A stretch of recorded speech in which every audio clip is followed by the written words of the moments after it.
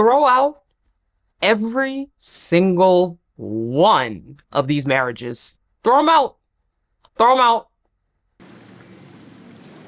Now I understand. It sounds like it's like a obligation kind of thing. Really?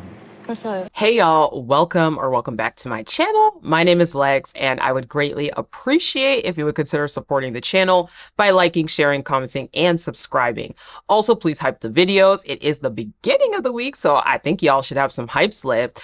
Please, please, please. It all helps the algorithm. Thank you guys so much for supporting the Married at First Sight content, engaging with it, and subscribing. The ultimate goal for the channel is still to make it to 10,000 subscribers, and I hope we can make it there very soon.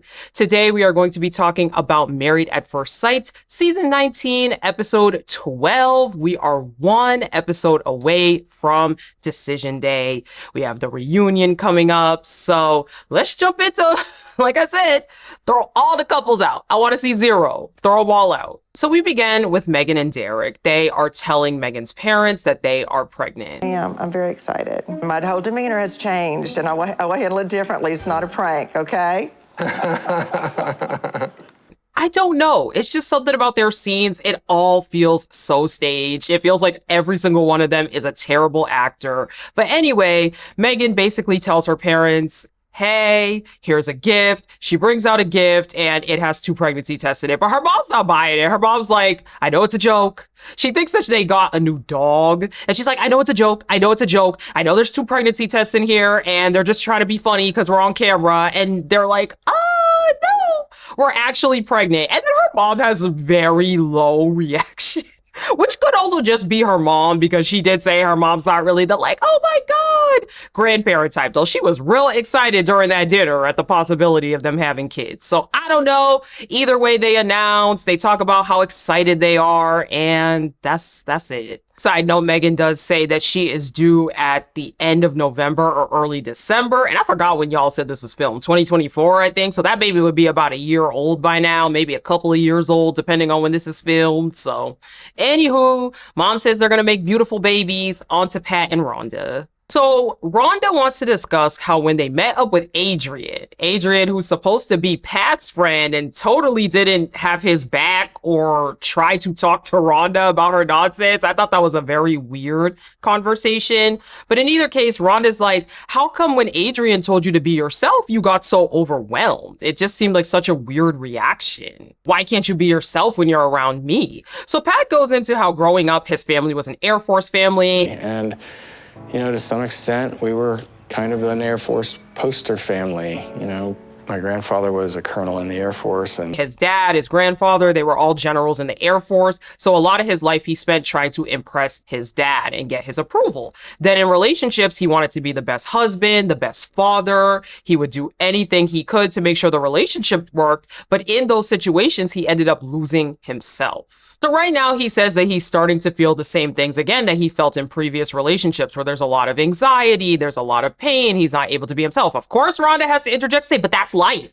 That's life. Sometimes you feel pain when you're dealing with things. Sometimes you have to go through the hard times in order to get to the good times. Pat's like, I get it. I understand. And there have been times in my life where I have been myself and I've had great times and I've gone into the unknown and the uncomfortable. But there's also been times where I've gone into protect mode when I've been tried to be myself and I felt like things were going a certain way. So Rhonda does ask if he feels like he's going into this protect mode again. And overall asks if it's possible for Pat to both be able to process what's going on with them, focus on them coming together while also being himself. And I feel like, I'm gonna be real, I feel like if you have to do this much work in a relationship to be able to be yourself, if your partner accepts so little parts of you, so few parts about you in the way that Rhonda does towards Pat, maybe you just need to realize y'all aren't compatible. If I'm Pat, I'm realizing I'm not compatible with this woman. Again, Rhonda, she needs more of a yes man. She needs somebody that's a little more passive, in my opinion. And I just feel like that's not necessarily Pat. I think Pat is a little more mild-mannered than Rhonda, but he's also a person that has a full life and he loves to chat about his life and he loves to be able to also share his experiences with his partner. Pat doesn't have an answer, but he wants to get there. Anyway, Then we're back to Belinda and Chad. So we find out that they did not talk at all after that dinner they had regarding production. Chad slept at his house, and now they are coming back together and they're having a phone call with Dr. Pia. Things that weren't true. I don't believe that I said things that weren't true. In fact, I talked to Josh about the way things were getting wedged. Trying to figure out, am I willing to put myself and take that chance? Because I keep putting myself aside to make him feel comfortable. So Chad opens up explaining again that he's not really comfortable with production. He talks about how for him, it's very overwhelming. There's a lot going on. At one point, Chad literally looks like he's about to cry. I'm like, oh, is Kinetic really putting them through it like that again? Because he looked like he was about to cry. But in either case, he is just excited to get back to natural and normal life. He's really not used to all of this tugging and pushing and pulling. And again, for as much as I understand that these shows can be rough at this point in time, why are we signing up for these shows? There is enough information, lawsuits, stories, interviews out there about these Kinetic shows and about a lot of these reality shows in general. So for as much as I feel deep down inside some empathy for Chad, I don't feel that bad because it was your choice. And you know, production plant Dr. Pia herself has to defend production and say, look, it's not that production is trying on purpose to disrupt your schedule or to make things inconvenient for you. There's just a lot of moving parts behind the scene. Okay, Dr. Pia. Anyway, Belinda then brings up how Chad said that there is a wedge between Jalen and Josh caused by production, but that isn't true because that's not what Jalen said, because apparently Jalen saw the text with her own two eyes. And my question is, Josh has proven to be a liar. Why are you so convinced through Jalen, through the text that she saw through her eyes, right? This is like 3 people removed already. Jalen saw the text that was on Josh's phone. Josh is a liar. Why are you so pressed? Belinda, you do not like this man. I said it last episode. You were looking for something. Now you can hinge on to that. He's a liar. He's a liar. He's a liar. Chad didn't lie. Look, Chad's a lot of things. Y'all don't know how upset I am to be defending this. If you know what I'm saying, you know what I'm saying. But at the end of the day, that man ain't lie. Josh definitely told him that. I don't know why Belinda is so pressed about it. And, you know, he says that Belinda has that in her head. He knows he's not being dishonest, but that's what she has in her head. And it's a brick wall. And I agree, because Belinda was looking for any reason to ice this man out. So Dr. Pia's like, okay, well, maybe it's a difference in perspectives. And I'm like, I feel like these experts are always just given, like, it seems like they have a book of lines in front of them and they just throw out whichever one that sort of applies, because it's not. It's either a lie or it wasn't. And the reality is it wasn't. Honestly, Jalen needs to be looking at her husband and figuring out why the heck he was probably lying to her again. But anyways, I digress. In the confessional, Belinda says that she thought it was going to be a yes on decision day, but at this point, she's unsure. Then she jumps into, in the phone call, how she feels like she's been trying to make Chad comfortable by not really saying anything. For her, she doesn't feel like there's any intimacy in the relationship. He doesn't sleep in the bed.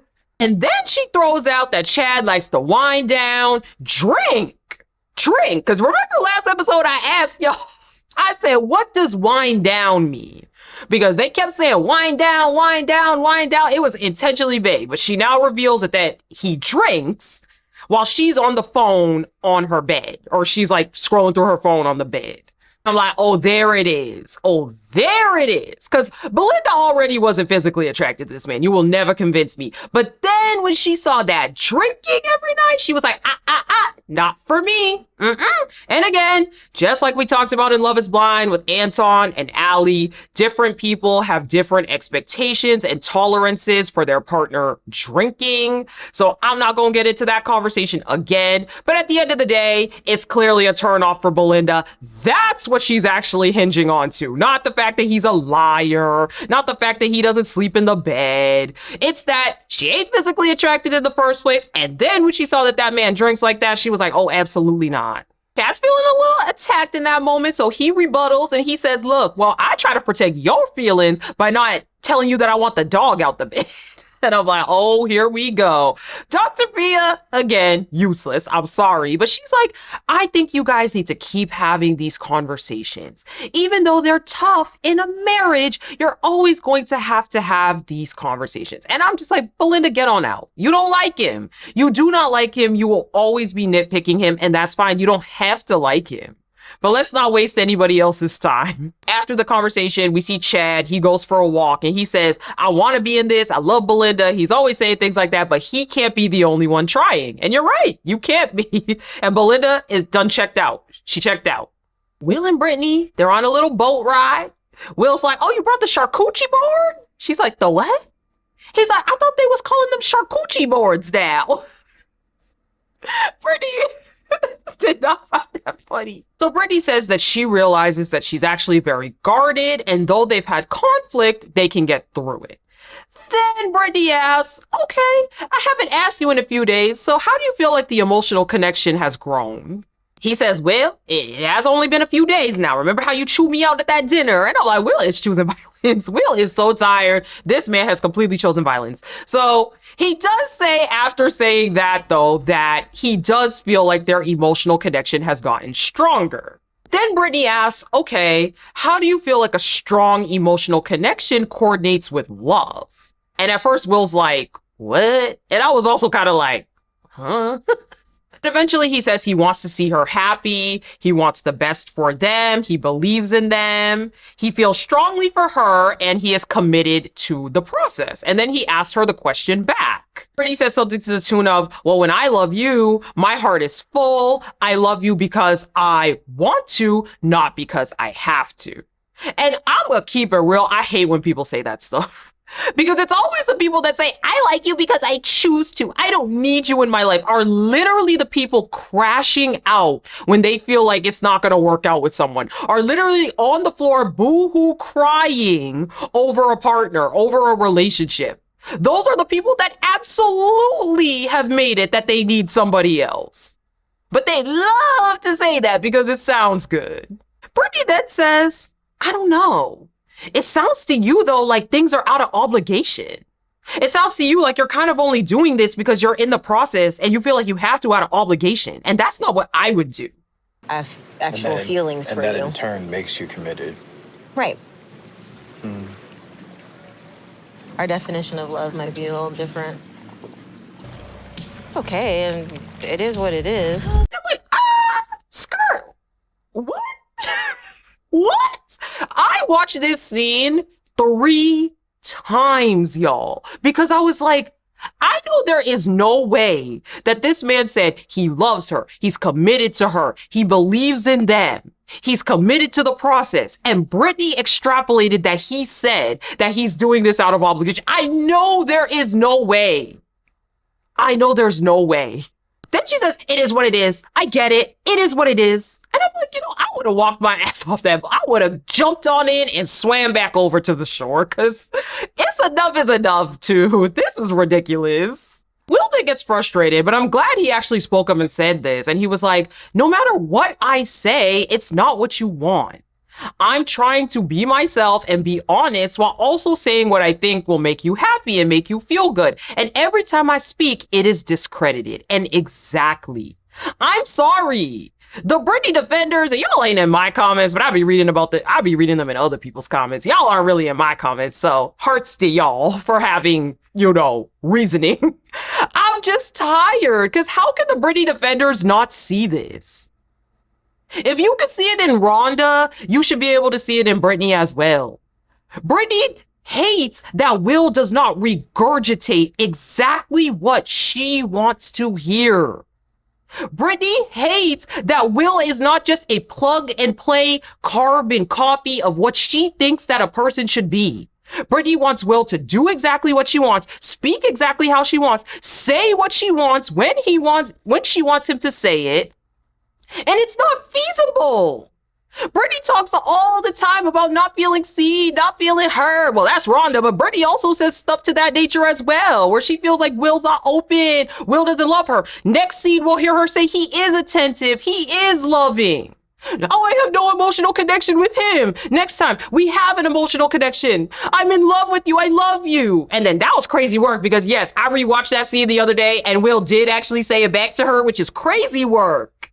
But I'm just like, this is ridiculous. If Will doesn't literally sit and appease Britney's ego every minute of every day she does this, she picks a fight with him. Like, come on. There's no way that anybody can watch this and think that this is actually warranted. Because I'm concerned if you do. Will keeps it very cool. Britney says, look, I wasn't trying to do that. I was simply just trying to explain what love means to me. And it's like, okay. So he's not allowed to have a difference in opinion with you without you literally losing your shit. Okay. In either case, she apologizes to him for making what was supposed to be a romantic moment into a fight. Will, again, he keeps his cool. He says, I get it. I know you're a sweetheart.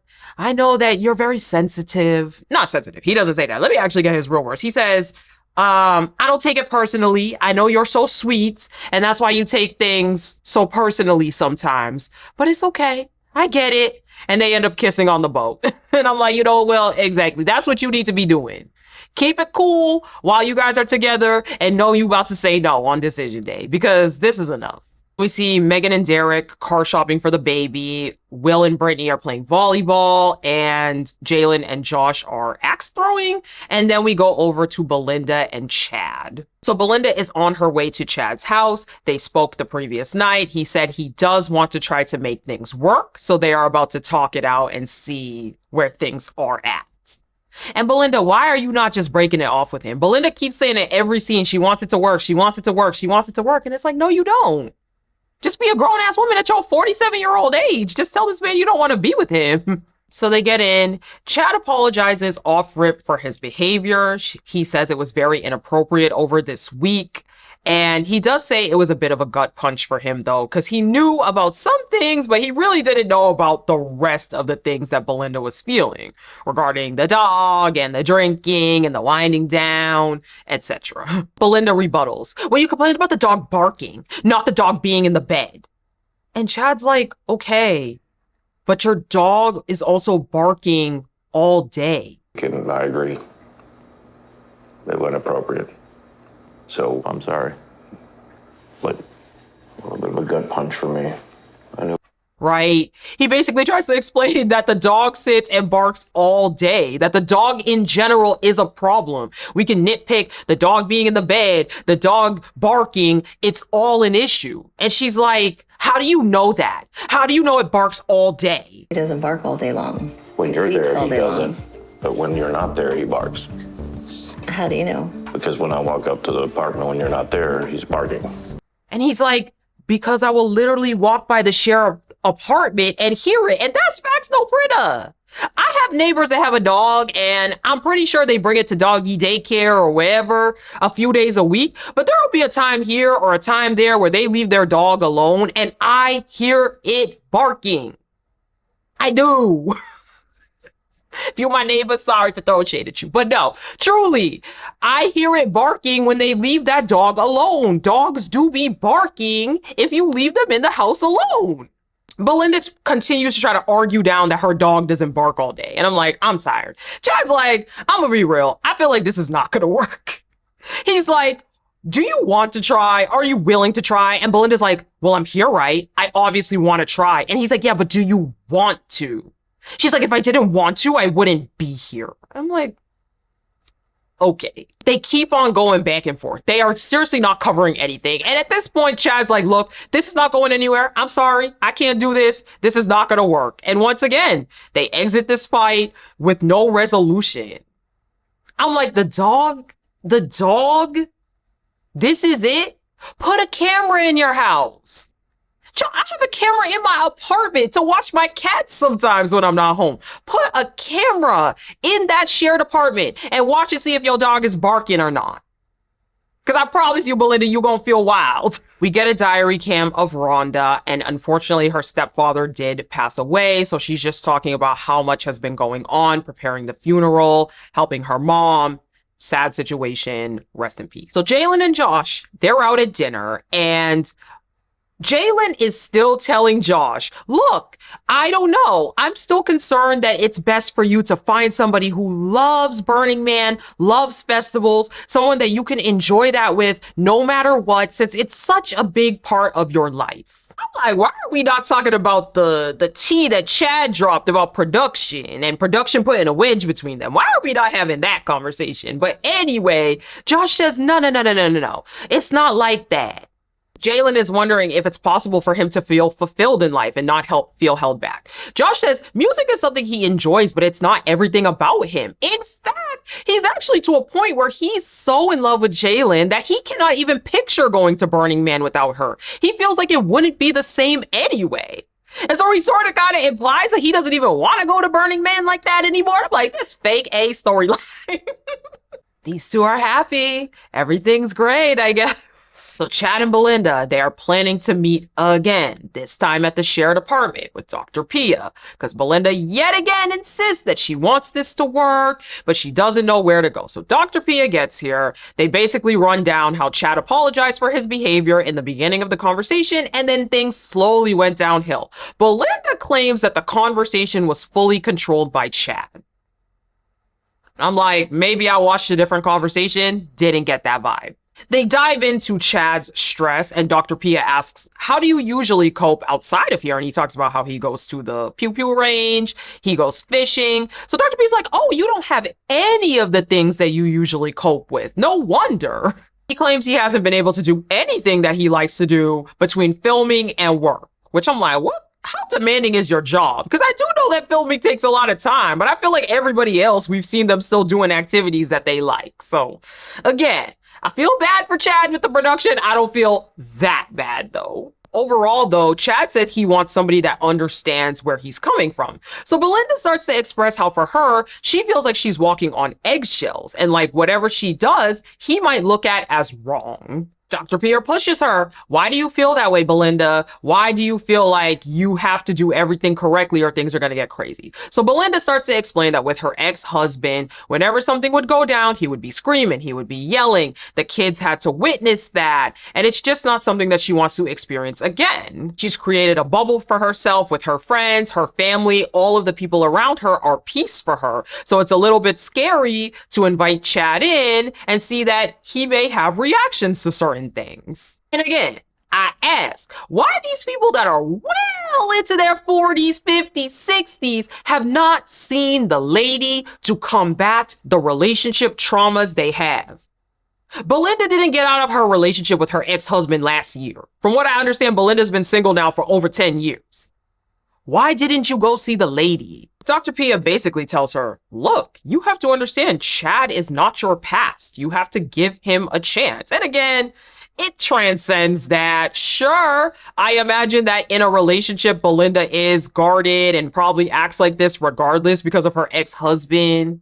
But again, you ain't beating the allegations for me. You don't like this man. You don't. Megan and Derek, they are cleaning out the baby's room. We find out that Derek is going to be moving into Megan's house. Now, they talk a little bit about decision day, and Derek has been sure of his decision for a minute now, ever since she said she was pregnant. He says there's a lot more stakes for them to say yes on decision day. Megan tries to act like, oh, there's a question about it. She says, well, regardless of, whether or not we are together or not, whatever we say on decision day, we can still raise a kid together. We don't have to say yes. She tries to say in the confessional that the independent part of her is considering saying no, blah, blah, blah. I'm tired of y'all too. Pat and Rhonda, they have their last meeting before decision day. Rhonda talks a little bit about how difficult it's been with her stepfather's passing and everything that has gone on, but she is grateful for the relationship that she has with Pat. Pat has been very sweet, has been very nice, and overall they are going to spend the night apart before they make their final decision.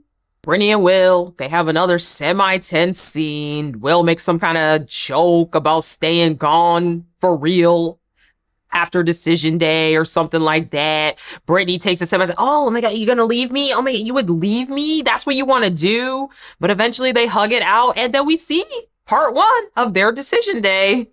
So we see Britney getting ready. She says she feels good. She knows what she's going to say. In her heart, the decision has always been clear. However, for Will, Will, he's a little bit more skeptical. Now for him, he says he has to weigh sort of the risk reward of deciding to be with someone or be in a relationship where he feels like his feelings are not always valid. So we get a scene. Britney's in the chair getting ready. Her hair and makeup is here. Britney gets a call and she says, Will just called me. Will just called me.